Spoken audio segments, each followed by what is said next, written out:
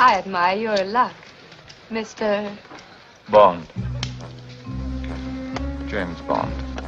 Hello and welcome to day 3 of Bondcember. We are covering Dr. No, the first of the proper Eon James Bond films. My name is Tom.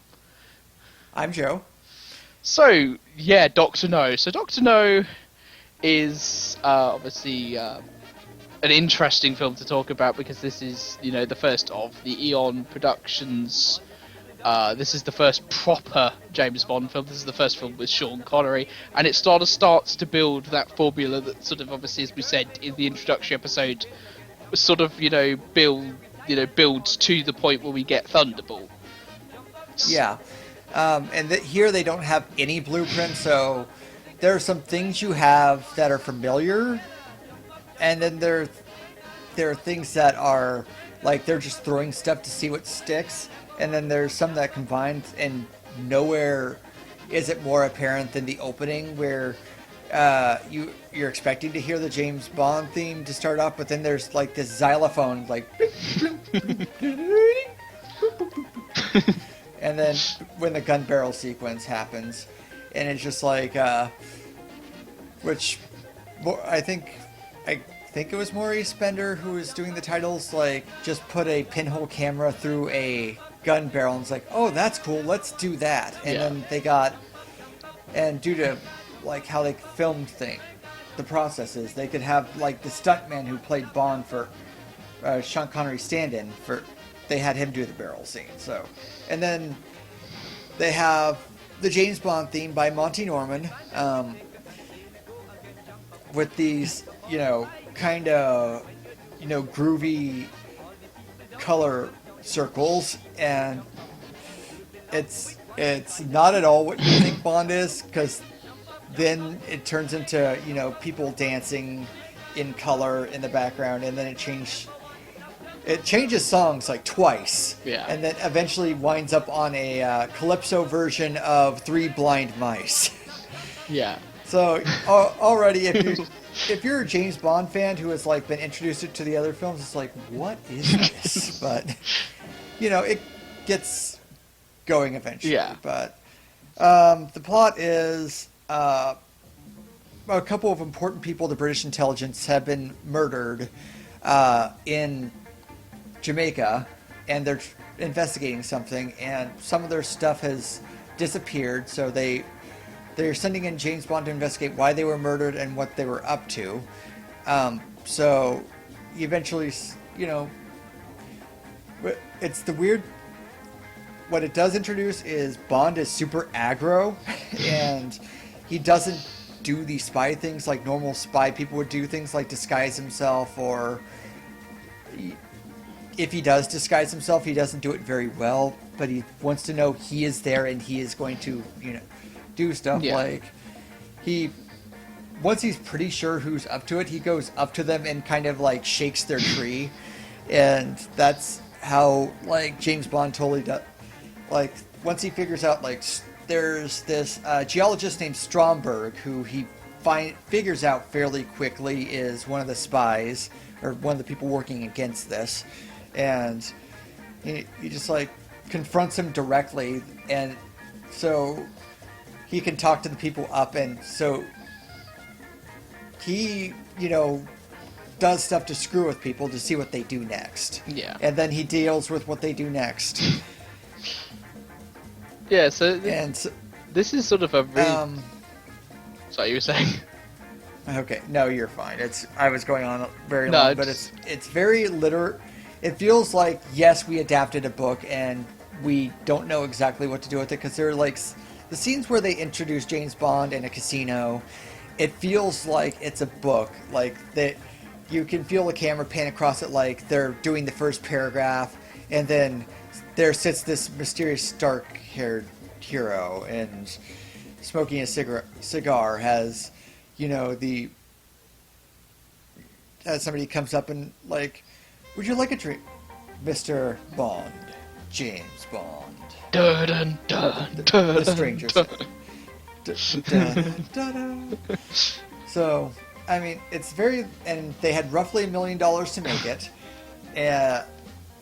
and it's you know, it also shows the seams of James Bond supporting colonialism and, you know, being conservative representative of the man because they are going to Jamaica, which is a British colony. Yeah. And they are kind of just... Which became independent. You know, a lot of the villains are...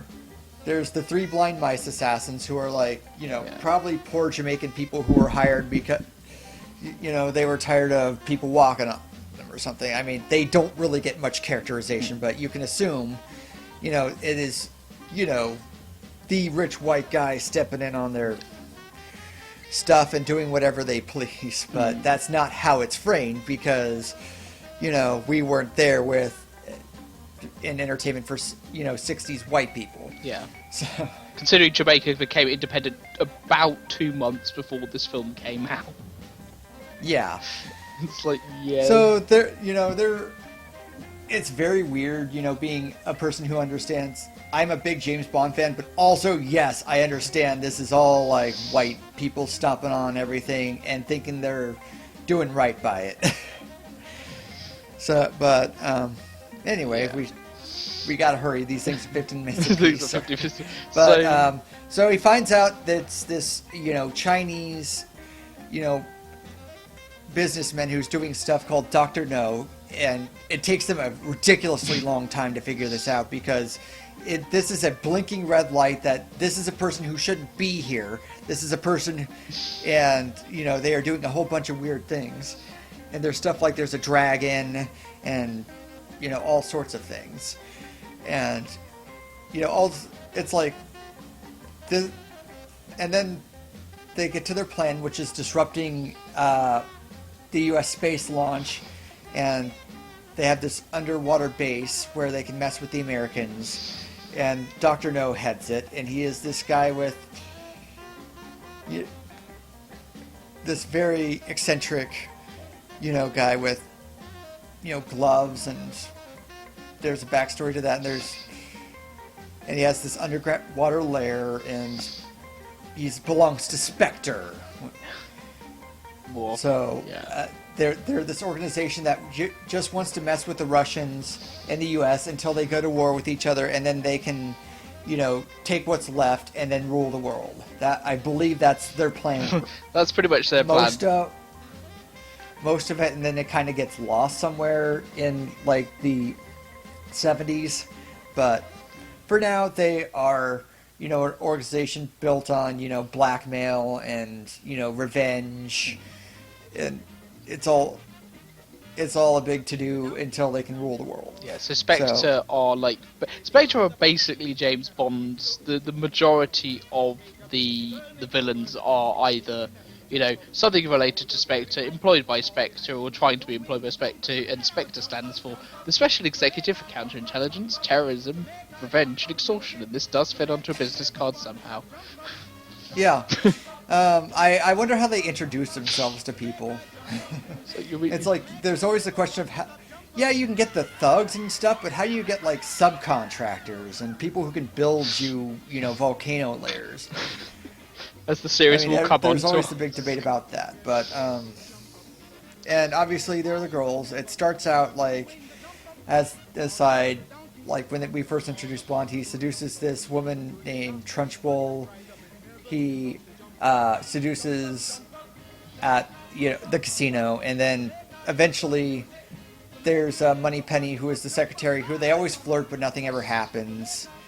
And then there's Ursula Andress, who eventually comes in the movie, I think a little too late. Yeah. But like, Ursula Andress was a character from, like, the first time they met her. Like, Lois Maxwell, who played Moneypenny, like, the first time, I mean, she was a very 60s woman. Like, she, at the rap party, she just walked around the party with no bra. Like, Lois Maxwell was like, whoa. I mean, she obviously made an impression, and Ursula Andress was her own person.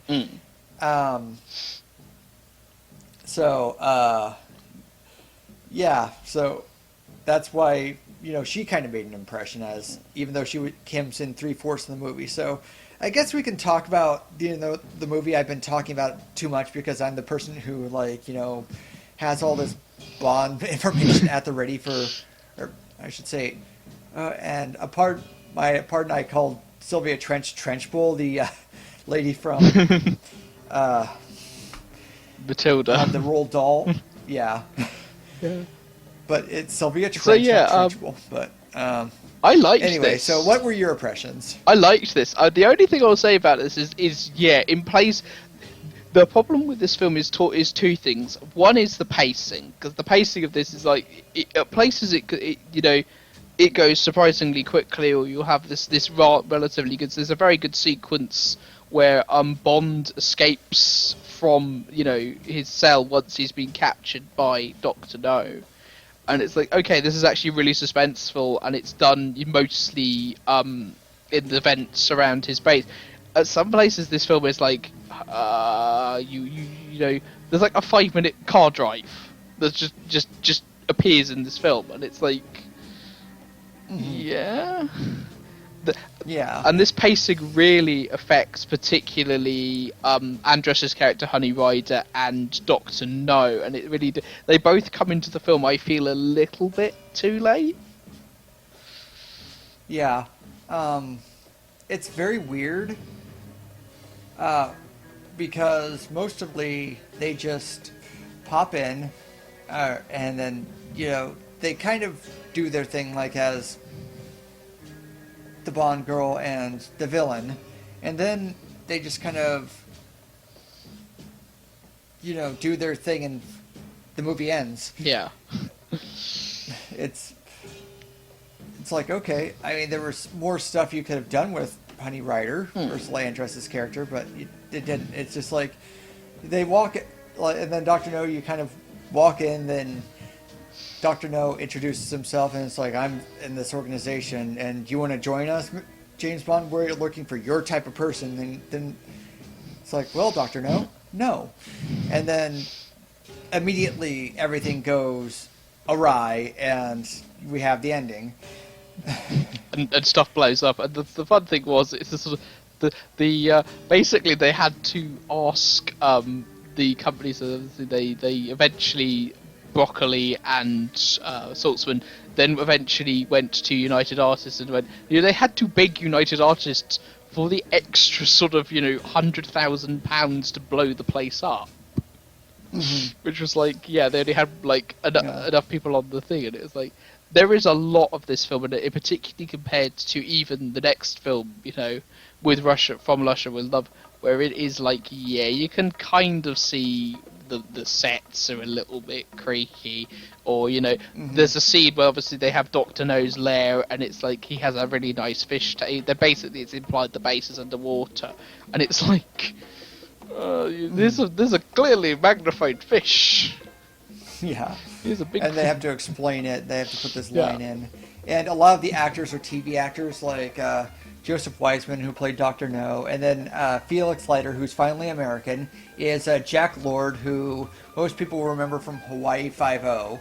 And I like to think Jack Lord just goes from tropical location to tropical location just looking for law to enforce. So, there's that. I want to say it's fine. It's very much a book at it. So it's a lot of, what is this thing? And what is this information? And there's this mystery building up to, this, climax. It's all very, literal, or literary, I should say. Not, but, and, it's a lot of, building up pieces, and it doesn't really care so much about the action sequence. There is a car chase where the 3 blind mice, and it's just it happens and then it's over, and it's like, well, those were like 3 characters that were implied to be super imposing and villainous and terrible, and they just got dispatched like that, which is kind of my biggest problem with the movie, is like how much the villains are put as these masterminds, and they run this gigantic organization, how easily they are foiled. And you have this Professor Dent, and you have Stromberg, and they're like, Bond is getting too close, we have to do something.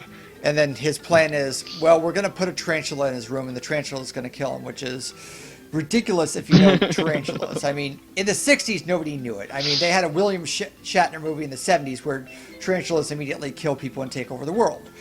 But, you know, what we do know, it's a very silly scene, although the close-ups with Sean Connery are genuine because he is terrified of spiders, and they, for like anything, and there's clearly a plate glass on his arm. Yeah. And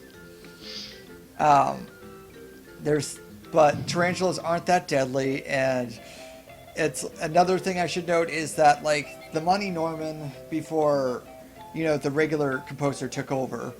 Monty Norman did the music, and it was orchestrated by the guy who would eventually do it. But it is very, you know, on the nose, and it is very, like, when James Bond kills a tarantula, you just, like, there's, like, an orchestral, there's a horn burst every time he hits the tarantula with the shoe. It's like, bam, bam, bam, bam. Yeah. It's kind of that on the nose, a little too silly, and maybe they use the James Bond film theme too much. And then other, it's just like pop songs. They're trying to make a single to sell, like, underneath the Mongo. I think it's the Mongo Tree. I can't remember. Yeah, the band called Brian Lee and the Dragonaires. Yeah, but they're trying. And apparently, the IMDb wants to know this is the only time James Bond sings in a James Bond film.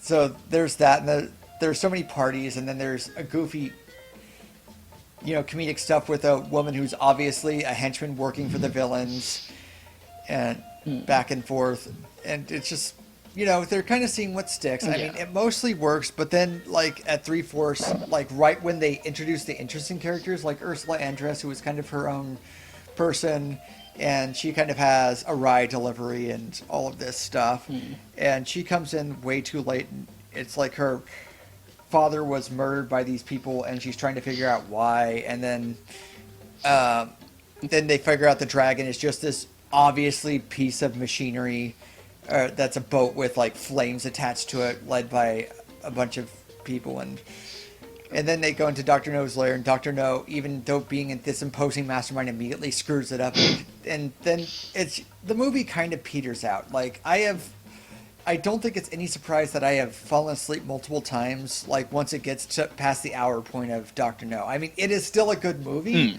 but, you know, I have watched a lot of James Bond marathons, and it's just like, at that point, I just kind of tune out the movie, and what happens, happens. Yeah. I feel like this one, obviously, it was always going to be, you know, there was always going to be teething problems with this, and it's like, it's a basis on which the entire rest of the series builds. The fact it was a success, great, you know, now we can go make more of these. Yeah. But Ian Fleming didn't like it. He described it as dreadful, simply dreadful, but, you know, they kept going, and then Ian Fleming kept making money, so I guess everybody was happy. Yep. So, next time we'll be talking about the second Eon film, From Russia with Love. Do, do, do, do, do, do.